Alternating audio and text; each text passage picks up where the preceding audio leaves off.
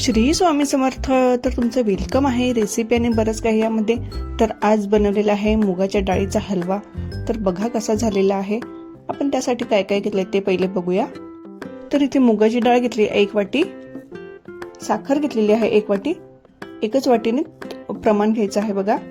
1 वाटी तूप घेतलेलं आहे, 2 चमचे बेसन घेतलेलं आहे, रवा घेतलेला आहे, वेलची पूड, ड्रायफ्रुट्स घेतलेले आहेत, केशर घेतलेले आहे आणि 2.5 वाटी पाणी घेतलेलं आहे.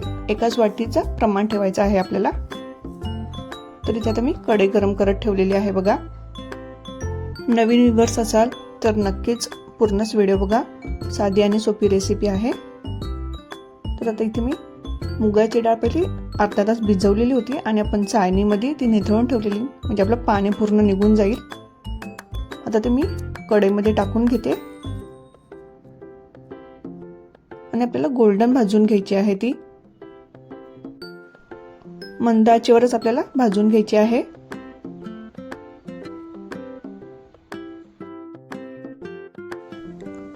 किंवा तुम्ही पंख्याखालीही ठेवू शकता, म्हणजे त्याचं पाणी पूर्ण सुकून जाईल आणि आपल्याला भाजायलाही बरं पडेल. आपल्याला 10 ते 12 मिनिटं लागतात भाजायला मंद आचेवर भाजल्यावर.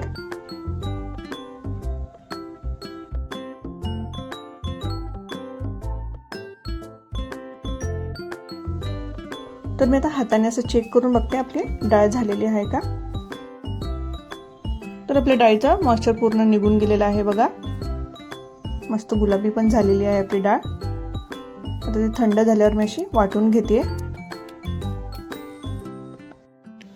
तर इथे आता मी पाणी गरम करायला ठेवते बघा. पण सिरप करून घेणार आहोत, त्यासाठी मी 2.5 वाटी पाणी घेतलेलं आहे. 1 वाटी डाळ असेल तर 2.5 वाटी आपल्याला पाणी घ्यायचं आहे, किंवा तुम्ही त्यापेक्षा थोडं जास्त किंवा कमी करू शकता. पण मला 2.5 वाटी बरोबरच पाणी लागलं. किंवा तुम्ही साखर पण कमी जास्त करू शकता बघा. इथे मी 1 वाटी साखर घेतलेली आहे. आपल्याला फक्त विरघळूनच घ्यायचं आहे, त्याचा पाक करायचा नाहीये. आता त्यामध्ये केशर टाकते, आपल्याला कलर चांगला येण्यासाठी.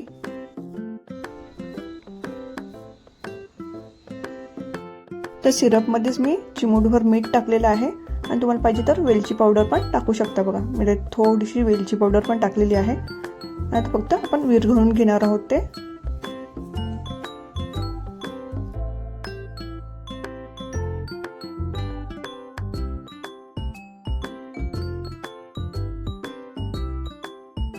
तरी आपला सिरप पण रेडी झालेला आहे बघा. आता आपण पुढची प्रोसेस करूया. ते कढई घेतलेली आहे गरम करायला बघा. आता त्यामध्ये मी 1/2 वाटी साजूक तूप टाकणार आहे. आपण उरलेलं नंतर टाकणार आहोत बघा.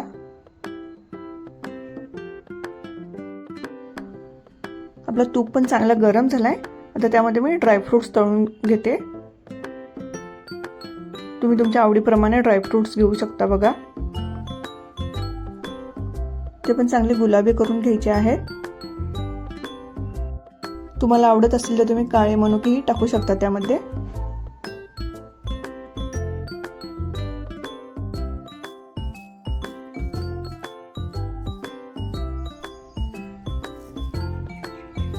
आपले ड्रायफ्रुट्स झालेले आहेत तळून बघा. तर मी साईडला काढून ठेवते.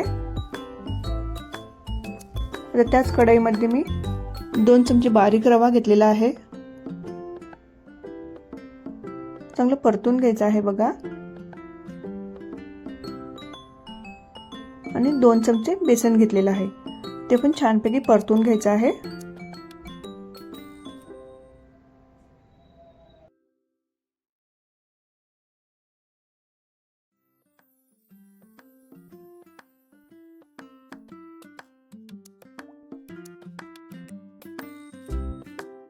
आपल्याला ते चांगलं गुलाबी करून घ्यायचं आहे बघा.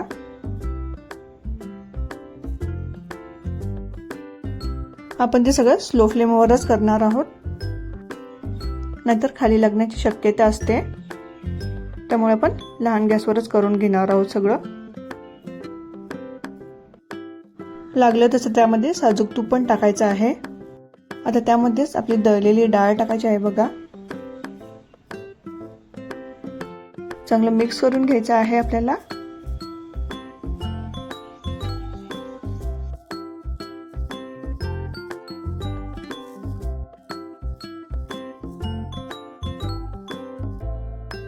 इथे मला तूप कमी वाटतो म्हणून मी आता परत 2 ते 3 चमचे तूप टाकते, किंवा पूर्णच तूप टाकून द्यायचं आहे बघा. म्हणजे प्रमाणात आपण 1 वाटी पूर्णच तूप घेतलेलं आहे. आता हे पण चांगलं मंद आचेवर मी भाजून घेणार आहे. आता आपल्याला पीठ एवढं भाजायची गरज लागणार नाही, कारण आपण डाळ आधीच भाजून घेतलेली होती बघा.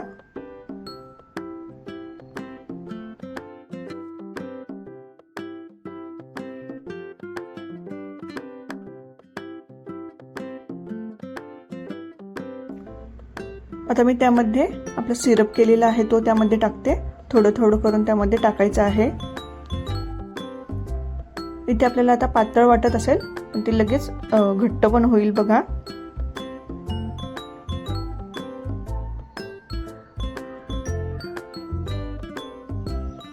तर उरलेलं आपण त्यामध्ये सिरप टाकून देणार आहोत. एकूण आपल्याला 2.5 वाटी पाणी लागणारच आहे.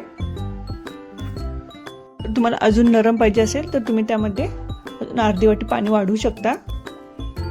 चांगल्यापैकी मिक्स करून घ्यायचं आहे ते, म्हणजे आपली गुठळी राहणार नाही. कसं मस्तपैकी मिक्स झालेलं आहे. आता इथून पुढे आपल्याला सतत ढवळून घ्यायचं आहे, म्हणजे आपला हलवा आहे तो खाली चिटकणार नाही बघा.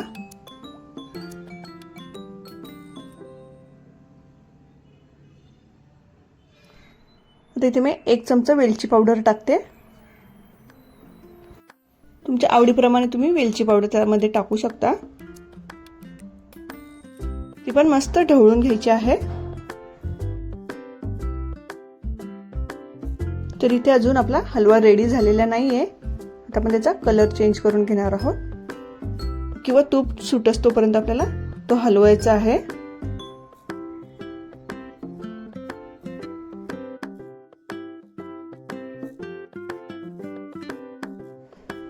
आता मस्त घट्ट व्हायला लागलाय बघा. अशा साध्या आणि सोप्या रेसिपी बघण्यासाठी आपल्या चॅनलला नक्कीच व्हिजिट करा. सोप्या सोप्या रेसिपी तुम्हाला नक्कीच बघायला भेटतील.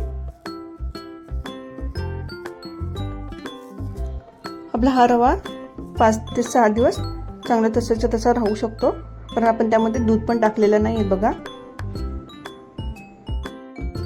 तर बघा आपला इथे रवा व्हायला आलेला आहे.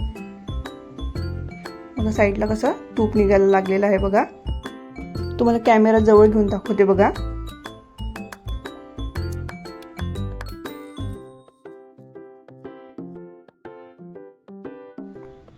तर आता मी पुन्हा ढवळून घेते तो.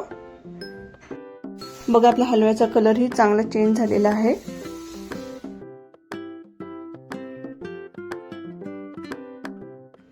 तर इथे आपला हलवा रेडी झालेला आहे अशा प्रकारे.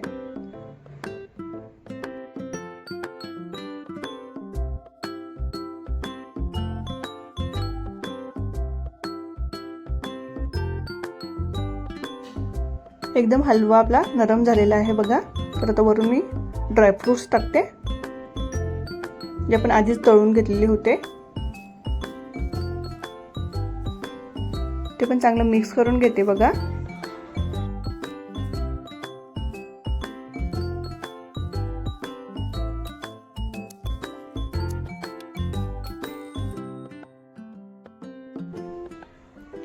तर अशा प्रकारे आपला हलवा रेडी झालेला आहे.